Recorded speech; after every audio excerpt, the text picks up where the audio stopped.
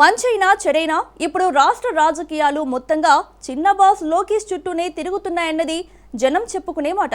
విదేశీ పెట్టుబడులను ఆకర్షించడం మొదలు ఎర్రబుక్కు ఫలితాలకు ఆ యంగ్ లీడరే కారణమంటూ విభిన్న రాజకీయ వర్గాలు కోడైకొస్తుంటే భవిష్యత్ ముఖ్యమంత్రి నారా లోకేష్ల వారేనంటూ సైకిల్ సైన్యమంతా స్వరం పెంచుతోంది.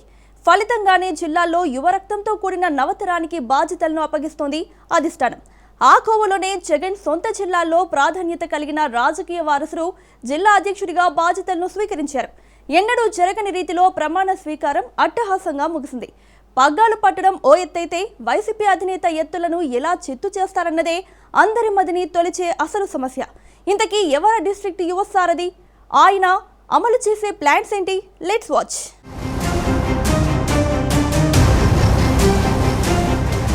కడప జిల్లా టీడీపీ యువసారథిగా చదిపిరాల భూపేష్ సుబ్బరామరెడ్డి అధికారికంగా బాధ్యతలు తీసుకున్నారు. ఈయనతో పాటు మొత్తం 42 మంది యువ సభ్యులతో ప్రమాణం ముగిసింది. ఎప్పటిలాగా కాకుండా ఈసారి కమిటీ టోటల్ గా యువ సభ్యులతో కూర్చోబడడం విశేషం. దేవగుడి భూపేష్ రెడ్డి నాయకత్వంలో జిల్లా కమిటీ పనిచేసే విధానంపైనే అందరి దృష్టి ఆసక్తి నెలకొని ఉంది. వాస్తవానికి కడప జిల్లా అంటేనే వయస్సు మార్కు రాజకీయాలకు పెట్టింది పేరు. అలాంటి ప్రాంతంలో జగన్ కు ఎదురొడ్డి రాజకీయం చేయడం అంత ఆషామాషి విషయమైతే కానే కాదు. ఇప్పటికైతే తెలుగుదేశం దాని మిత్రపక్షాలు పెద్ద ఆలోచనతోనే ఉన్నాయని చెప్పుకోవచ్చు. మొన్నటి 2024 ఎన్నికల్లో ఉమ్మడి కడప జిల్లాలోని మొత్తం 10 7 స్థానాల్లో కూటమి విజయకేతనం ఎగురవేసింది. అదే ధైర్యంతో వచ్చే 2029 ఎన్నికల్లో మొత్తం 10 స్థానాలు కైవసం చేసుకోవాలన్నది టీడీపీ, బీజేపీ, సేనానుల మొండెన అభిప్రాయం. అయితే ఈసారి ఎన్నికలు అంత ఆషామాషిగా ఉండవనిపిస్తోంది.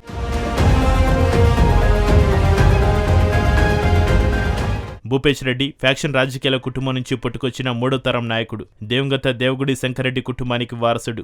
డాక్టర్ వైఎస్ రాజశేఖర రెడ్డి ప్రోద్బలంతో జమ్మలమడుగు రాజకీయాల్లో రాణించింది దేవగుడి కుటుంబం. ఆ తర్వాత భూపేష్ రెడ్డి తండ్రి కాంగ్రెస్ పార్టీ నుంచి ఎమ్మెల్సీగా బాధ్యతలు నిర్వహించారు. తదనంతరం ఎమ్మెల్యేగా ఆదినారాయణ రెడ్డి తెరపైకి వచ్చారు. వైసీపీ నుంచి టీడీపీలోకి మారి మంత్రిగా కూడా పనిచేశారు. ఆ తర్వాత జగన్ అధికారంలోకి రావడం, ఆదినారాయణ బీజేపీలోకి షిఫ్ట్ కావడం జరిగిపోయాయి. జగన్ అధికారంలో ఉన్నంత వరకు సొంత రాజకీయ విరామాన్ని ప్రకటించుకున్న ఆదినారాయణ రెడ్డి ఆ తర్వాత 2024 ఎన్నికల నాటికి యాక్టివ్ అయ్యారు. జమ్మలమడుగు నుంచి బీజేపీ అభ్యర్థిగా పోటీలో నుంచి వైసీపీని మట్టి కరిపించారు. మాజీ ఎమ్మెల్యేగా మాలె సుధీర్ రెడ్డిని మార్చేసి తన చిరకాల ప్రత్యర్థి ప్రస్తుత వైసీపీ ఎమ్మెల్సీ మాజీ మంత్రి పొన్నపురెడ్డి రామసుబ్బారెడ్డితో రాజకీయ పోరాటం చేస్తున్నారు. ఇదంతా పక్కన పెడితే చిన్నాన్న ఆదినారాయణ రెడ్డితో జతగట్టి భూపేష్ రెడ్డి టీడీపీ నుంచి జమ్మలమడుగు, ఆ తర్వాత కడప జిల్లా అధ్యక్షుడిగా అధిష్టానం నుంచి గ్రేడ్ తో పాటు గ్రేస్ మార్కులు కొట్టేసి ఆ పీఠాన్ని అలంకరించారు.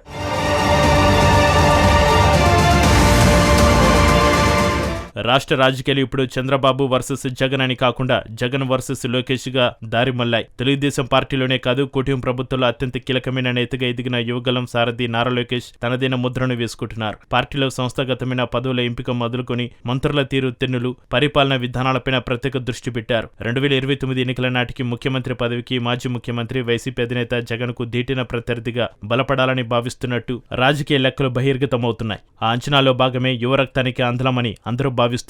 వాస్తవానికి కడప జిల్లా టీడీపీ అధ్యక్షుడిగా బాధ్యతలు చేపట్టిన క్రమం ఓ సంచలనమే. అంత చిన్న వయసులో పార్టీ పగ్గాలు పట్టిన నేతలు ఇదివరకు ఎవరూ లేరనే చెప్పుకోవచ్చు.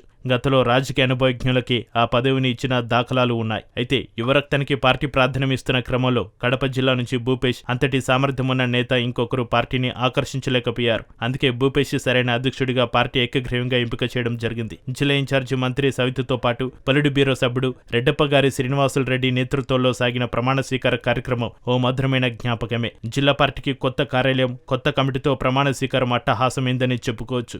జిల్లా నలుమూల నుంచి ఎమ్మెల్యేలు, ఇన్ఛార్జీలు, ఇతర ముఖ్య నేతలు మంది మార్బలంతో పెద్ద ఎత్తున తరలివచ్చారు. సీనియారిటీతో పాటు మరో విధానాలతోటి పని లేకుండా భూపేష్ కు అండగా నిలుస్తామని ఘంటాపదంగా చెప్పుకొచ్చారు.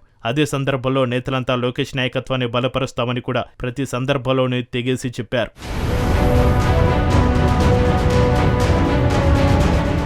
ఇక జిల్లా అధ్యక్షుడిగా బాధ్యతలు స్వీకరించిన భూపేష్ రెడ్డి మాత్రం తన ప్రతి మాటలోనూ యువనేత లోకేష్ పేరును ఉటంకిస్తూ కార్యకర్తలను ఉత్తేజపరిచారు. ఆయన ప్రసంగమంతా లోకేష్ నామస్మరణతోటి నిండిపోయిందని చెప్పుకోవచ్చు.